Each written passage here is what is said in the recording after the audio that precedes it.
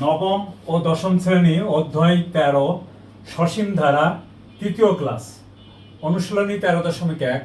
দেখো বন্ধুরা, আমি 13.1 অনুশীলনীর 1 থেকে 4 পর্যন্ত যে এমসিকিউ প্রশ্নগুলি আছে সেগুলি নিয়ে তোমাদের সাথে একটু শেয়ার করছি। খুবই মনোযোগের সাথে লক্ষ্য করো। দেখো, একটি সমান্তর ধারা, পদ সংখ্যা কত? আসলে পদ সংখ্যা মানে ধারাটিতে কয়টি পদ আছে? এনটি পদ আছে। তো এনতম পদ কি? a plus n minus 1 into D.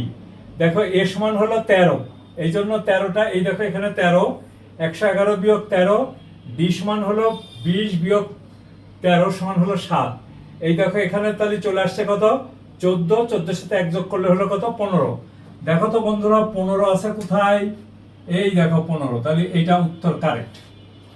এত ধারাটি একটি সসীম ধারা। হ্যাঁ, এই দেখো শেষ পদ আছে, তার মানে এটা গণনা করা যায়, অতএব এটি একটি সসীম ধারা। একটি গুণোত্তর ধারা। দেখো তো, 8 বিয়োগ 5 3, 11 বিয়োগ 8 3, তাহলে এটা গুণোত্তর ধারা না, এটি একটি সমান্তর ধারা, তাহলে 2 হবে না। আবার দেখো কি বলছে, এর 19তম পদ 59, তাহলে যেহেতু 2 হবে না, অতএব 1 আর 3 যেখানে আছে সেটাই উত্তর। এটা খুব সিম্পল জিনিস, চিন্তা করবা, 1 আর 3। এরপরে দেখো, নিচের তথ্যের ভিত্তিতে 3, 4 ও 4 নং প্রশ্নের উত্তর দাও। দেখো, এত একটি ধারা, ধারাটির 15তম পদ কত? প্রথম পদ হলো 7, 15তম পদ মানে a plus 15 minus 1 into D.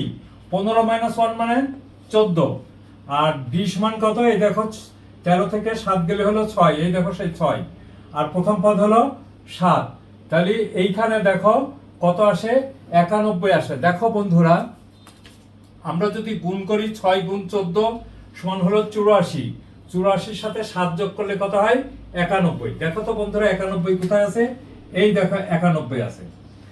আচ্ছা, ধারাটির প্রথম 20 পদের সমষ্টি কত?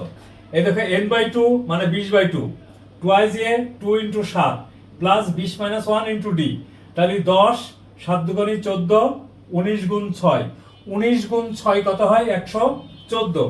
114 সাথে 14 গুণ করলে কত হয়? 128, তার সাথে 10 গুণ করলে হয় 1280। দেখো তো বন্ধুরা, 1280 কোন জায়গা আছে? এই জায়গাটা। তোমরা এমসিকিউ প্রশ্নের উত্তর তখনই ভালো দিতে পারবে এরকম প্রশ্নগুলির ক্ষেত্রে যখন তোমাদের সূত্রটা একেবারে ঠোঁটের উপরে থাকবে, নামটা জানবা। ক্যালকুলেটরের টিপার থেকেও নামটা জানলে খুব দ্রুত উত্তর দেওয়া যায়। তো দেখো বন্ধুরা, আমরা মনে হয় এই জিনিসটা আমি তোমাদেরকে বুঝাইতে পারছি।